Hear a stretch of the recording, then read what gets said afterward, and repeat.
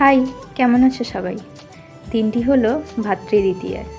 সারা বছর এই একটা দিন সব ভাইদের একসঙ্গে পেয়ে সবাই খুশি, আমিও খুশি। এই যা জুতোটা কাটছিল, এটা নিশ্চয়ই সেনবাড়ির পুচকেটার কাজ। আর কোনো ফেস্টিভ সেশন মানেই সেনবাড়ির বনভোজনটা কিন্তু মাস্ট। এর উদ্যোক্তা হচ্ছে আমার পিসি।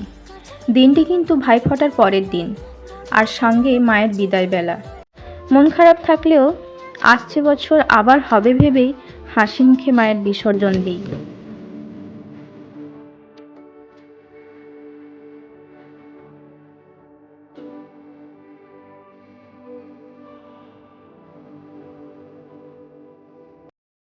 এদিকে শুরু হলো খাওয়া দাওয়ার পর্ব। মেনুতে ছিল ভাত, আলু ভাজা আর মাংস। আজ এখানেই থাক, সঙ্গে থাকুন, পরের ভিডিওতে আবার দেখা হবে। আসবো ফিরে।